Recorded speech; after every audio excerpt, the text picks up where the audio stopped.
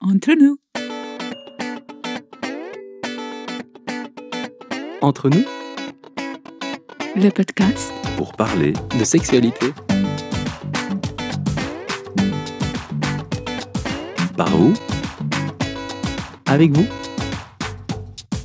pour vous. Bonjour, bienvenue dans ce nouvel épisode du podcast Entre nous, le podcast du Lovell Center, un centre dédié au bien-être, à la relation et à la sexualité. Un épisode totalement improvisé, donc je ne connais pas encore le numéro de cet épisode et j'ai au micro aujourd'hui Marine Bonjour. et Arnaud. Oui, bonjour tout le monde. On vient de faire connaissance à l'instant grâce à Michel. Bonjour. Arnaud et Marine sont de passage venant de Suisse, donc on profite de leur visite ici à Bruxelles pour improviser un podcast. Et donc on ne sait pas où on va, on se lance dans l'aventure. Et on se dit c'est un acte d'amour, spontanéité. C'est beau. On va essayer d'ouvrir des pistes de réflexion entre Arnaud qui est kinésiologue et moi qui suis sexologue. On se dit ben voilà, voyons comment ces deux sphères se connectent ou peuvent s'entraider. Notre rituel est de commencer par exprimer notre intention. Quelle est notre intention aujourd'hui en enregistrant ce podcast ? Je suis à l'origine de cette rencontre magique. On avait des échanges avec Marine pour le podcaston. Et tu sais, cette fameuse radar de l'âme dont je te parle quand il y a des liens qui se font et tu comprends pas pourquoi, mais tu sais qu'il y a un truc. Ben voilà, ce qui fait qu'on s'est dit on va se donner rendez-vous pour un épisode podcaston. Puis Marine me présente son compagnon Arnaud. Et là, on a eu une discussion. On va pas rentrer dans les détails ici parce que ça va très loin dans une discussion entre nous privée. Mais on s'est dit wow. C'est plus qu'une théorie. C'est une évidence, ce radar de l'âme. C'est un truc inouï. Quand j'avais des frissons, tout ce moment de restaurant qu'on a passé ensemble, plus je les écoutais tous les deux parler, plus je pensais à toi.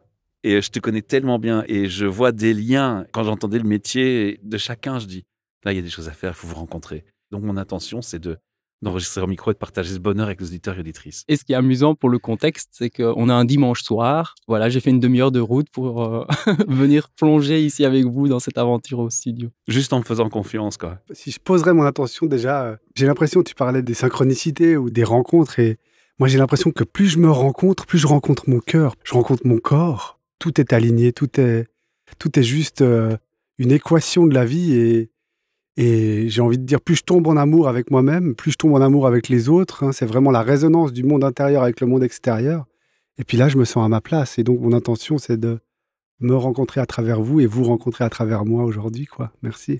Et moi, mon intention, c'est de danser et d'être observatrice parce que, à la base, je trouve ça juste magnifique d'être témoin de Arnaud qui ce truc improvisé et de pouvoir, en tant qu'amoureuse, aussi regarder mon Shiva. Oui, d'ailleurs, tu mentionnes le mot Shiva. Il y a un lien probablement avec le tantra, j'imagine. Exactement.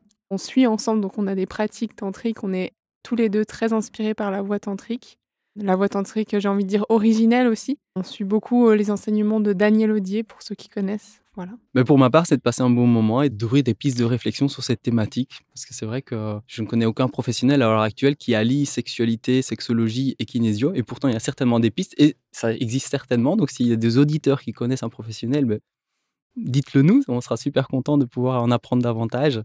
Deuxième question typique du podcast au début, c'est quelle est pour vous la définition de la sexualité? La sexualité, pour moi, c'est pareil, c'est évolutif. C'est une rencontre avec mon corps, une rencontre avec la douceur que je peux donner à mon corps, à mes parties génitales, mais aussi une rencontre avec l'autre. J'ai envie de dire dans différentes intensités. C'est une danse, c'est un regard, c'est un toucher, c'est un espace offert que je m'offre à moi, mais que j'offre aussi à la personne avec qui je partage. Et je dirais que c'est tout ça, la sexualité. Moi, le premier mot qui me vient, c'est faire l'amour.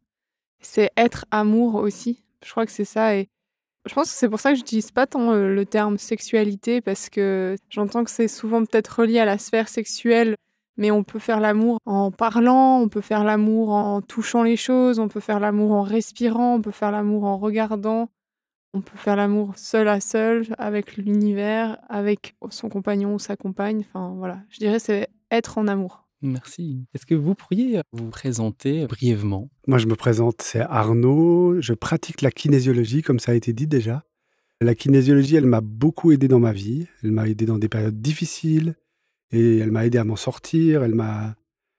C'est une rencontre avec la kinésiologie et dans la kinésiologie, on travaille de manière holistique, donc sur le corps physique, l'émotionnel et le mental aussi, et le spirituel pour ceux qui y croient, sur les croyances aussi, justement.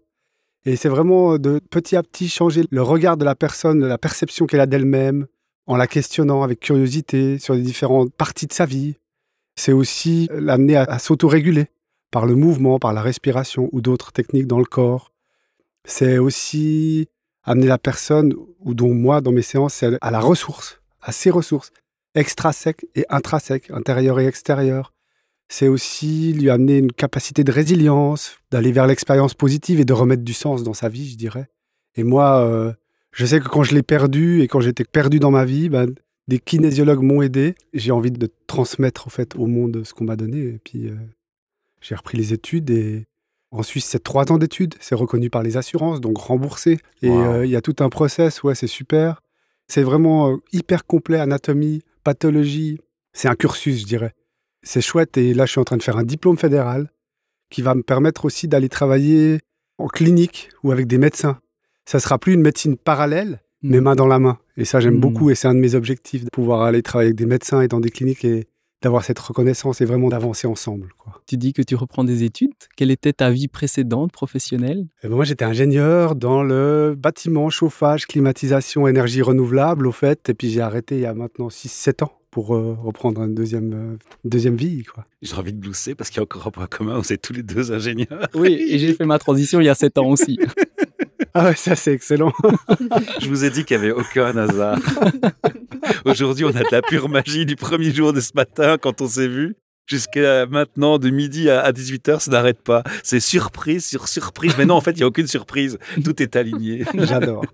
Marine. Moi, je suis éducatrice auprès des enfants et des adolescents et aussi coach auprès des enfants et des adolescents. Est-ce qu'un de vous deux peut expliquer ce qu'est la kinésiologie? Parce qu'il y a peut-être des gens qui ne savent pas ce que c'est, mais en quelques mots, expliquer de quoi on parle finalement. La kinésiologie, donc avant j'expliquais plus ce qu'on faisait en séance, mais la base c'est réalisé avec un test musculaire, c'est-à-dire un muscle qui va réagir à des questions qu'on lui pose. C'est un accompagnement, c'est pas intrusif, c'est des questions qu'on se pose à deux avec le patient et qu'on pose ensemble à son corps. Et le corps va réagir avec, soit le muscle va être stimulé et va être renforcé, et si j'appuie sur l'avant-bras par exemple, il va pas bouger, et si la réponse est positive, le test musculaire va lâcher. C'est à travers ça qu'on va être guidé dans les différentes dimensions, j'ai envie de dire. Ça peut aller des équilibrations structurelles, c'est-à-dire dans la structure du corps, par des points de méridien, mais aussi émotionnelles. On peut aller par différents protocoles, rencontrer des émotions, les faire circuler, parce qu'elles peuvent être sclérosées, enquistées dans le corps, du coup les faire circuler. Ça peut être aussi de l'énergétique. On peut aller aussi intervenir, mais dans du transgénérationnel aussi, toucher vraiment la génétique un petit peu. Voilà, c'est très très vaste, mais la base, c'est le corps, et j'ai envie de dire l'incarnation, et c'est de revenir plus vivant aujourd'hui et maintenant. C'est pas un truc de perché, ou je sais pas comment on peut dire ça, mais non, c'est vraiment le ici et maintenant, le vivant. Ça existe en Belgique, Olivier? Oui, tout à fait. Moi, je connais ça depuis très longtemps. J'ai rencontré plusieurs kinésiologues sur mon parcours aussi, par rapport à un parcours de santé médicale classique. Et c'est vrai que c'est interpellant la première fois qu'on expérimente qu'on teste la réponse musculaire, parfois le bras tendu ou bien la posture, est-ce qu'on est stable ou autre. Et donc, le kinésiologue vient tester le muscle et voir la réponse, si c'est oui ou non. Donc, c'est toujours une réponse fermée. Oui, non, ça donne un aiguillage de diagnostic. Et il y a tout le savoir-faire, justement, du diagnostic, de l'anamnèse ou que sais-je, du kinésiologue qui a avec tout son parcours. Et d'ailleurs, je me demandais, d'après toi, Arnaud, quel lien qu'on pourrait faire entre la kinésiologie et la sphère de la sexualité, au sens large. Elle peut être génitale, mais pas seulement, plancher pelvien ou autre, mais toute la sphère de la sexualité de la personne. Est-ce que tu as déjà eu des gens, par exemple, qui sont venus chez toi pour aborder des questions en lien, ou bien ils viennent et ça aboutit sur des questions en lien potentiellement sur la sexualité? Ils viennent et ça aboutit sur des questions en lien sur la sexualité, mais aussi sur la conception, sur la façon dont la personne a été conçue, comment elle a été conçue, et puis aussi comment ça s'est passé avant la conception. Parce qu'on porte aussi tout ça, toutes les charges émotionnelles des semaines et des mois d'avant la conception, le jour de la conception, quelle était l'énergie mise par les parents, et puis après, bien sûr, toute la grossesse in utero, tout ce que la mère a pu vivre, et le père, bien sûr, parce que ça se transmet, tout ce que le couple a pu vivre pendant la grossesse, qui va aussi être transmise. Du coup, il y a tout ça. Alors ça, c'est sur le point de la conception, et la sexualité au moment de la conception et avant, comment la relation a été désirée et tout ça. Mais aussi, après, ça peut être sur des problèmes de sexualité, ou des problèmes de couple, ou des problèmes malheureusement, de viol ou autre. Mais sur la kinésiologie, on peut aller rencontrer toutes les zones du corps aussi. Et j'ai envie de dire presque de dialoguer avec toutes les zones du corps, ou donc en tout cas d'y mettre de la conscience. Au début, c'est comme un muscle, ça s'entraîne. J'aime bien dire c'est comme un muscle parce que les gens, ils ont l'habitude du sport et on sait qu'on ne peut pas aller faire un Mont Blanc en ayant couru 2 fois 10 km, c'est normal. Et ben, au début, mettre de la conscience sur son périnée, comme tu disais tout à l'heure, dans l'échange qu'on avait, de la conscience sur différentes parties du corps, ça en fait aussi partie dans les traitements. C'est ce qui me vient comme ça par rapport à la sexualité. Je ne sais pas si toi, dans tes pratiques aussi, tu peux faire des liens des fois. Mais moi, le lien que je faisais, c'est de se dire que le corps est une mine d'informations incroyables qui nous révèle énormément de choses. Et il y a beaucoup de mémoires qui sont quelque part mémorisées, cristallisées dans le corps, au niveau, entre autres, de la zone pelvienne, génitale, le cœur aussi. Je le dis souvent, l'ouverture du sexe, pour moi, va avec l'ouverture du cœur. Et quand le cœur s'ouvre, la zone sexuelle s'ouvre et vice-versa. Pour moi, il y a un jeu d'écho de par ma pratique, expérience et curiosité. Et on en parle beaucoup dans le tantra, on sait que les deux sont liés. Et donc, c'est vrai qu'on ne se focalise pas en sexualité ou en sexologie sur les zones génitales, c'est très vaste, un panel très très vaste. Mais ça m'évoque davantage le fait que le plancher pelvien est une zone que beaucoup de personnes, et surtout les hommes, ont rarement entendu parler, et sur lequel ils passent peu de temps, et pourtant, il y a certainement beaucoup de choses à aller découvrir dans cette partie qui est fondamentale, qui soutient toute notre vitalité, certainement tout le bain hormonal. Et je me disais, tiens, avant de voir cette proposition de Michel, de dire c'est vrai, je connaissais aucun sexologue qui travaille en collaboration, comme tu dis, pas en parallèle, mais en collaboration avec des kinésiologues. Il peut y avoir des pistes fantastiques entre sexologie et kinésiologue et s'entraider, de se dire tiens, il y a telle thématique, comment tu pourrais peut-être nous aider à avancer plus vite ou découvrir des choses qu'on ne pourrait peut-être pas voir autrement. Et donc, comme tu dis, on peut questionner tout en fait à travers le corps. C'est sûr que pour moi, plus on se connecte à son corps, en sexualité, c'est davantage une expérience corporelle, sensuelle, érotique. C'est pas un mental déconnecté, éthéré et qui n'est pas incarné dans un corps physique. Donc ça se passe par le corps. Un orgasme, ça se sent dans le corps. La jouissance aussi. On a un corps fait de sens et sensuel. Et donc, plus on se connecte à son corps et plus on se rend compte qu'il a des messages à nous envoyer, qu'il peut nous envoyer des sensations fantastiques, des belles sensations qu'on peut mémoriser aussi pour réactiver quand on veut. Et que quelque part, quand on se connecte à certaines zones du corps, qui n'ont jamais été consciemment sollicités de manière peut-être explicite ou répétitive ou avec un certain niveau de conscience pour dire tiens, quand je me connecte sur telle zone de mon corps, qu'est-ce que je découvre? Est-ce que je me sens en paix? Est-ce que je me sens fragmenté? Est-ce que je me sens en tristesse? Est-ce que c'est tabou? Est-ce que c'est une zone interdite? Un univers totalement vide? Un des exercices, par exemple, qui me vient à l'esprit, c'est que quand on demande aux femmes, par exemple, de dessiner leur organe sexuel, interne-externe, mais parfois interne, même pour les garçons, c'est pas évident de dire c'est quoi finalement. On croit savoir, on peut reconnaître, mais alors le dessiner ou se dire, tiens, je suis constitué comment? Si je me connecte, est-ce que je me connais vraiment?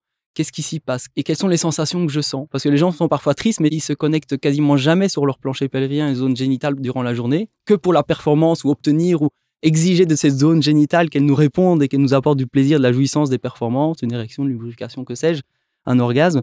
Et on passe plus de temps sur son téléphone ou son ordinateur que sur son propre corps. Donc je suis certain que si on va à l'écoute questionner cette zone, je crois qu'on aurait tous intuitivement quelques questions à se poser. Je pense que si chacun ici, les auditeurs, on se connecte à notre zone génitale et qu'on laisse venir les questions qu'on aura envie de lui poser, comme si c'était une zone du corps qui peut nous répondre et nous donner toutes les réponses, on aurait des questions clés, je pense, qui peuvent émerger intuitivement. Faire confiance à ce côté un peu irrationnel et intuitif qui va nous mener beaucoup plus vite au résultat. Et puis donner la main à un kinésiologue qui pourra, par sa finesse, comprendre les réponses plus vite que nous. Tu le disais tout à l'heure, moi je pense que on parlait de convention avec le corps, ou comment on parle, on dialogue nous-mêmes déjà avec notre propre corps et les réponses qu'on peut avoir. Et c'est vrai que ça demande de la conscience, du temps, de l'introspection et la rencontre de notre propre corps, par zone et tout.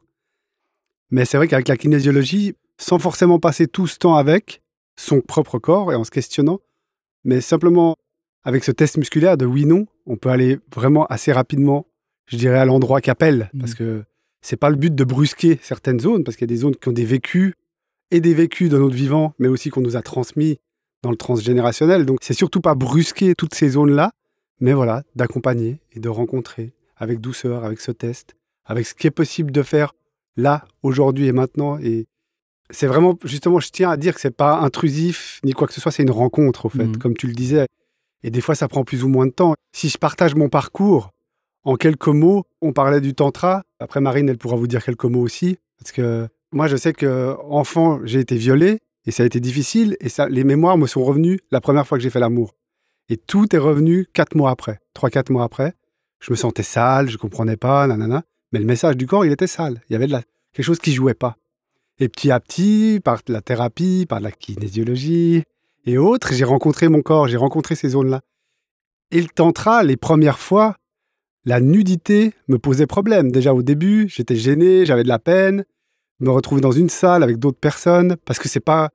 Le tantra, c'est vraiment hyper global. C'est pas que de la sexualité, c'est pas que de la nudité, je tiens aussi à le dire. Hein. Il y a vraiment toute une approche, une douceur, des pratiques, des danses et autres qui amènent à rencontrer son corps. Et sa guérison. Et sa guérison. Parce que moi, j'ai vu l'évolution en 5-6 ans, là, depuis que j'ai commencé le tantra. Personnellement, mais waouh, quoi. Mon corps avait à me dire tout ça. Mon corps était dans l'attente de tout ça. Et il me faisait revivre les mêmes choses. Parce qu'il appelait, à quelque part, en boucle, on en parlait tout à l'heure. Et le fait de le rencontrer, les boucles, elles deviennent de plus en plus larges, de plus en plus douces. Et maintenant, je peux sans problème mettre mon attention sur cette zone-là et lui poser la question, et elle est plus en paix. Si la réponse, là, même maintenant, si je le fais, je sens une paix, je sens une ouverture. Donc, c'est vraiment progressif, en sécurité que ça se passe. Et puis, voilà, c'est... Je me rappelle de ta question tout à l'heure et la réponse me revient à l'instant. Parce que quand on s'est parlé il y a quelques minutes dans le salon, moi, ça me parlait tout de suite la thématique kinésio et sexualité parce que à la fois, je suis allé à la rencontre de mon corps. J'ai passé du temps à l'écouter, mais avec l'énergie sexuelle, grâce à la méditation orgasmique.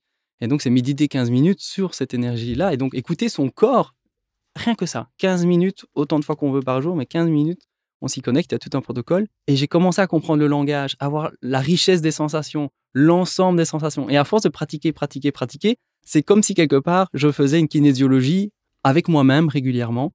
Et plutôt que de faire un test musculaire ou bien de demander à quelqu'un d'autre, c'est de moi à moi. Et je me questionne et je sens tout de suite que, ah tiens, et ça va paraître bizarre, mais j'en parle souvent dans les podcasts, de cet état orgasmique et cette sensation d'orgasme dans le plancher pelvien qui s'enclenche. C'est ma manière d'être à la vie, parce que je suis tellement sensible de ce qui se passe que je me questionne en kinésio et me dire, voilà, je sens, oh, j'ai envie de faire ça. Et mon corps me dit tout de suite si c'est oui ou non. C'est comme en kinésio, c'est oui ou c'est non. Il y a vraiment une réponse. Et c'est comme si peut-être que ces muscles se relâchent et m'envoient la sensation d'orgasme et te dire, ok, ça c'est bon pour toi, ou tiens, c'est peut-être pas tout à fait pour toi. Alors, le non n'est peut-être pas toujours ne pas y aller, c'est peut-être qu'il manque des ingrédients, que je dois faire attention à certains éléments. Enfin, il faut être prudent dans les questions qu'on pose. Parce qu'une question, elle est limitée à ce qu'elle est. Il faut affiner la manière dont on se pose des questions, donc je suis très vigilant.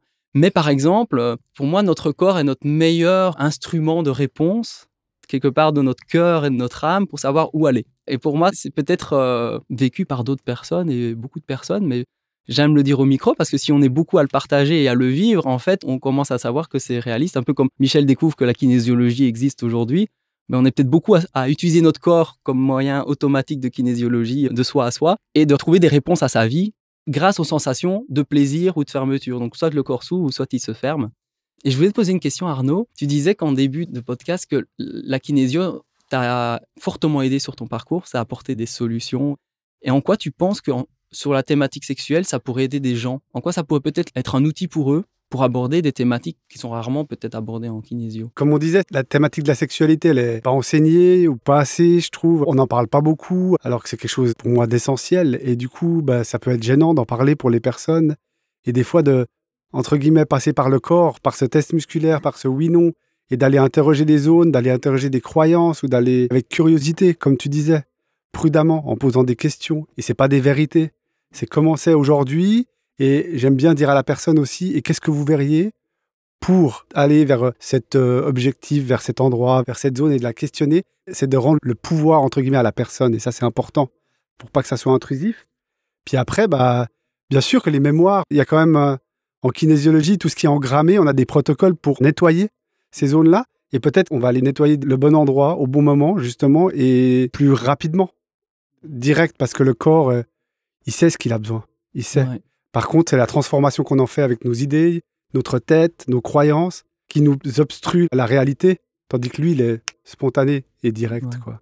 Ouais. Ça me fait penser à une autre expérience qu'on a eue quand on a fait ce hug tout à l'heure, c'est de se dire, la tête, elle dit oui ou non. Et elle va permettre au corps peut-être de s'exprimer spontanément et naturellement ou pas, si avec nos croyances ou nos limitations, on se bloque.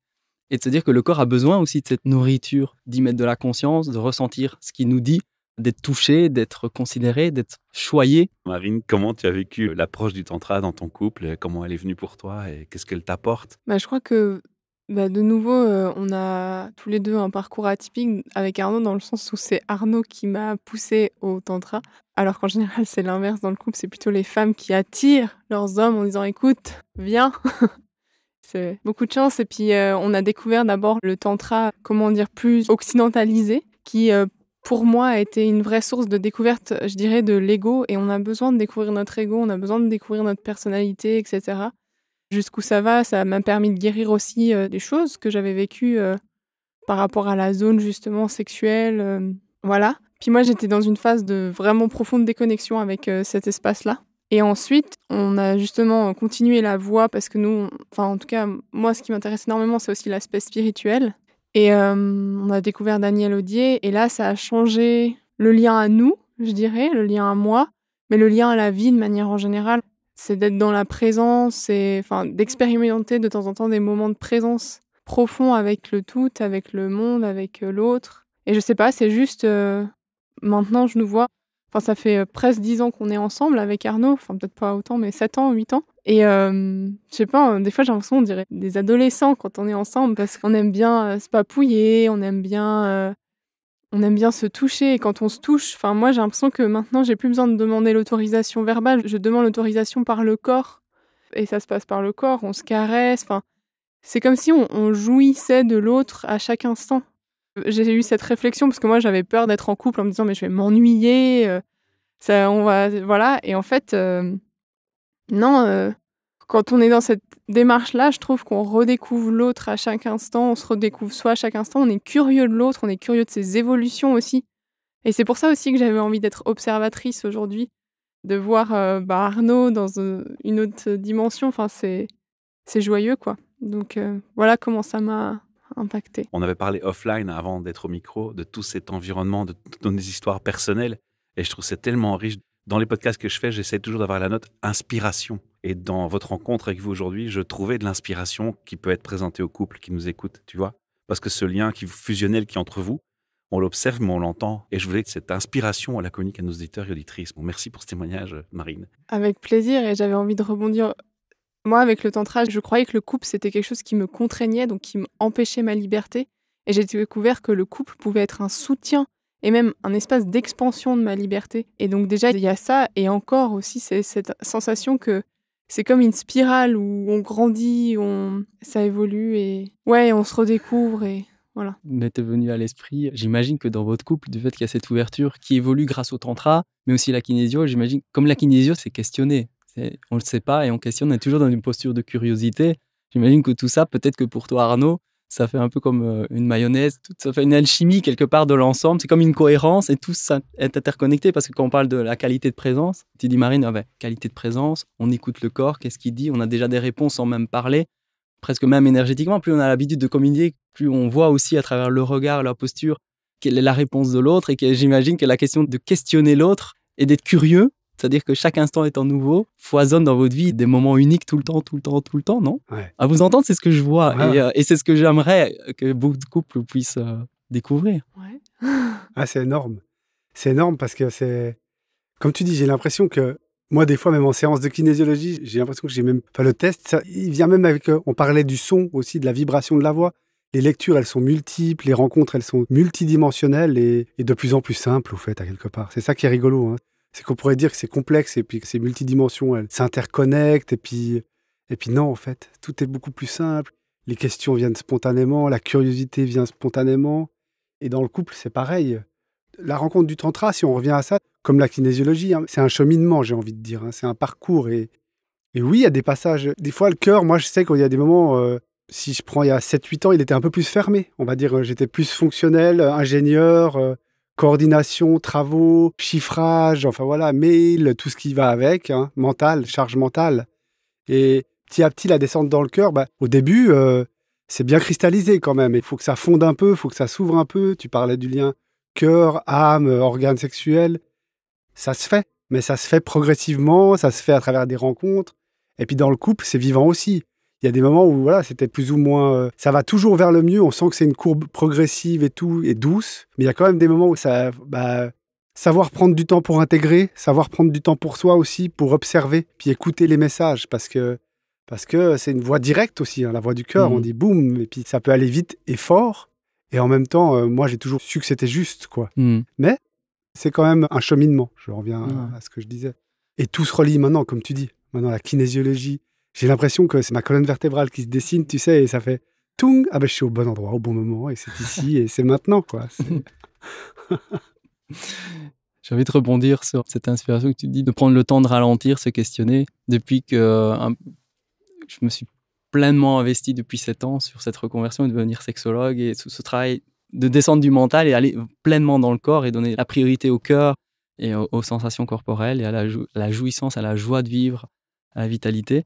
Je remarque qu'il y a tellement de messages dans la vie qu'en fait, je médite en silence et je suis dans cette introspection tous les jours. En fait, à un moment donné, c'est souvent le soir avant de m'endormir, je prends des longs moments parce qu'en fait, ça donne du sens sur tout ce qui se passe dans notre vie, les synchronicités, les messages qu'on a ressentis, ce qui se met en place. La vie va vite malgré tout et ralentir pour voir ce qui se passe pour soi, comment on évolue, voir comment notre partenaire évolue, qui change tout le temps aussi, ce qui se passe dans notre couple, ce qui se passe dans notre vie professionnelle et autres. Et que tout est imbriqué, on peut rien dissocier, tout va ensemble. Moi, je trouve ça passionnant, ce moment de... J'ai l'impression que plus on est à l'écoute, plus on a envie d'écouter, finalement. Et que ça devient, comme tu dis, de plus en plus facile. Il y a de moins en moins d'efforts, de provocations, ou besoin d'aller vite. On y va au rythme. Le chemin est en cours et c'est de plus en plus facile d'écouter. J'adore voir ces mouvements de, comme tu dis, d'intégration et d'écoute. Tu parles du soir et quand il y a comme une organisation de la conscience qui se met en place et clouc, clouc, clouc, les choses, elles prennent sens. Ah tiens. Mais sans y mettre de l'énergie presque. C'est comme si ça se faisait, quoi. Et j'observais ce mouvement de... J'aime bien dire organisation de la conscience, vraiment, parce qu'il y a de ça, ouais. Ouais, ça me parle. Ouais. Du fait que tu es toujours à l'écoute, quelque part, des réponses musculaires, j'imagine, des gens, il y a toute la question du body language, qui est aussi fondamentale et importante dans toute relation, et surtout les relations amoureuses et sexuelles ou autres. Si on enlève le son ou ce qu'on dit, non, qu'est-ce que le corps exprime? Quel est l'élan, le langage du corps? Est-ce qu'on sent que c'est un oui, un non? Comment il est investi? À partir d'où par le mouvement? Où est-ce que c'est bloqué? Où est-ce que l'énergie circule ou circule pas? Est-ce que la personne est pleinement présente? Tu vois ce lien entre décodage du langage du corps, ou en tout cas la lecture ou la sensibilité à avoir, et puis cette question de pratique de kinésio? Ouais, alors j'ai l'impression pareil que j'évolue ces derniers temps, grâce aussi, tu sais, on parlait, le tantra, c'est aussi des fois des massages à 2 personnes, sans parler. Et on rencontre le corps de l'autre et son corps en même temps à travers ce yoga du toucher, à quelque part. C'est comme ça qu'on l'appelle dans la tradition cachemirienne. Le fait de rencontrer l'autre à cet endroit-là, vraiment le corps, il se met en vibration et il y a une danse qui s'installe. Et cette danse, en fait, elle est pareille dans la vie du quotidien. Elle est pareille quand je rencontre mes patients. Et quelquefois, tu vois, en kinésiologie, même dans l'anamnèse, quand je rencontre la personne pour une première fois, le fait de reformuler verbalement aussi le non-verbal. Ça peut paraître bizarre, mais le mouvement du corps, là, j'ai vu que c'est pas aussi droit que ça, mais en le reformulant avec douceur, en reformulant le non-verbal avec douceur, la personne, elle prend conscience de ce qu'elle a émis à quelque part et elle peut le verbaliser après. Ça ouvre encore une dimension. Et tu vois, juste dans ce moment-là, il y a déjà des choses qui se passent. Puis après, avec le test musculaire, moi, j'arrive à sentir les zones, ouais. À sentir les zones qui bloquent. Mais de nouveau, je ne suis pas intrusif, je le vois, je le questionne et je questionne la personne. Et est-ce que c'est ça? Oui, non. C'est pas pour aujourd'hui, c'est pas pour aujourd'hui. Et tout est OK, hein. Mais oui, où c'est cristallisé. J'ai toujours adoré observer le corps humain, en fait. Des autres, parce que c'est plus facile. Il y a le miroir aussi, mais... Et le mien à travers, tu sais, et je clôturerai avec ça, mais dans la pratique du Tandava, qui est une danse très très lente comme ça, et qui sera, même si je la pratique tous les jours, elle sera jamais la même à quelque part. La rencontre sera toujours différente, émotionnellement, mentalement, ou physiquement, ou spirituellement. Et c'est petit à petit en cartographiant cette rencontre-là dans le quotidien, mais en l'ancrant comme un rituel. Tu parlais de tes 15 minutes, mais voilà, tac, tac, tac, c'est chaque fois différent, que je me rencontre aussi à quelque part. Et donc que j'arrive à rencontrer les autres avec ce mouvement et cette danse et cette douceur. Merci. Marine, tu auras envie de donner un message à tous les couples qui nous écoutent? Tu auras envie de leur donner quel message? De ne pas s'attacher à la forme et d'être curieux en fait du mouvement et du vivant de l'autre. Parce que d'être à l'écoute, on revient vers cette fameuse écoute. Parce que des fois, on s'attache à une forme telle que le couple devrait être, ou telle que l'autre devrait être, ou tel qu'il était, un idéal, etc. Un fantasme, en fait, finalement. Ouais. Alors qu'en fait, l'autre, il est mouvant, il est vivant. Et il évolue. Et il évolue. Et dans juste... le temps et l'espace. Exactement. Et juste d'être vraiment pleinement conscient de ça, que l'autre, peut-être aujourd'hui, il agit de telle façon qui me déplaît, ou voilà, mais en fait, quelle curiosité j'ai à voir comment il va évoluer, en fait, tout simplement. Ou peut-être qu'il va rester ainsi et ce sera merveilleux, et voilà. Peu importe le type de couple, il y a toujours, rappelez-vous, un émetteur, un récepteur, et vous prenez chacun à tour de rôle le rôle de l'autre, émetteur ou récepteur. Et si vous vous rappelez ça en permanence, et que vous êtes conscient du canal de communication, comment vous l'aménagez, si vous y mettez des fleurs ou des pics, si vous mettez des pièges ou de l'amour, eh bien, la communication elle va changer tout au tout, et la relation va changer du tout au tout. Le meilleur conseil que je puisse donner à quelqu'un avec amour, c'est de dire « Je suis dans un canal de communication, émetteur ou récepteur, comment est-ce que j'ai envie de décorer mon environnement ?» Et pour ma part, ça me fait penser à ce conseil qui est en lien avec cette question de la kinésio, c'est se dire que c'est beaucoup plus important ce que je sais pas que ce que je sais. Et de m'être, comme tu disais, constamment curieux de l'autre. Certes, on le connaît, on a vécu avec peut-être 10 ans, et peut-être qu'on peut même statistiquement se dire il va peut-être réagir comme ça parce que dans tel contexte ou ce qui s'est passé. Mais si, ok, ce qui est beaucoup, beaucoup, beaucoup plus important, c'est ce que je ne sais pas encore de lui, dans ce qu'il devient, dans ses nouvelles croyances, dans ses nouvelles désirs, dans ses nouvelles découvertes de lui-même ou ses désirs de la vie. Alors là, j'ouvre un champ où, comme en kinésio, je ne connais jamais la réponse à l'avance, quoi. Je questionne et je ne peux qu'être qu'une oreille qui écoute. Et on en parlait tout à l'heure, on sait que les premières cellules du corps humain, du fœtus, c'est les cellules de l'oreille interne. Donc quand même, la notion de son, d'écouter est quand même fondamentale pour l'être humain. Et donc si on questionne en se disant « je m'en fous de ce que je sais », ça, c'est du passé, ça va me bloquer dans ce que je sais. Et donc l'aventure va être ennuyante, elle va même plus être érotique et joyeuse. L'autre, il va pas se sentir écouté. Et moi, je vais me répéter des choses que je connais déjà et de se dire « je veux savoir ce que je sais pas encore de l'autre ». Parce que là, il y a beaucoup, beaucoup, beaucoup et ça m'enthousiasme d'en savoir un peu plus aujourd'hui. Merci à tous. Merci. On se retrouve dans une prochaine capsule entre nous, Olivier. Et je rappelle aux auditeurs et auditrices qu'il y a un voicemail, il y a un lien. Et les auditeurs et auditrices peuvent laisser un message, une gratitude, un commentaire, une remarque, une réflexion, une question. Il suffit d'appuyer sur le lien, autoriser le micro à fonctionner, s'enregistrer. N'ayez pas peur, on peut se réécouter avant d'envoyer. Et puis on met l'email et on fait envoyer et nous on reçoit un lien. Et si vous dites, on partage sur les réseaux sociaux sans souci ma voix, eh bien, vous retrouverez votre lien et votre commentaire et votre voix en commentaire des podcasts quand ils sont partagés sur les réseaux sociaux. Et si vous dites rien, ce sera en privé. On enverra soit à nos invités, soit à Olivier et ils choisiront de répondre en privé. Voilà. Merci à tous pour votre écoute. Merci. Entre nous.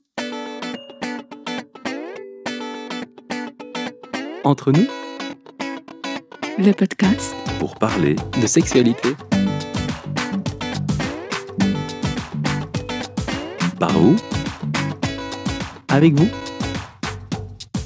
Pour vous.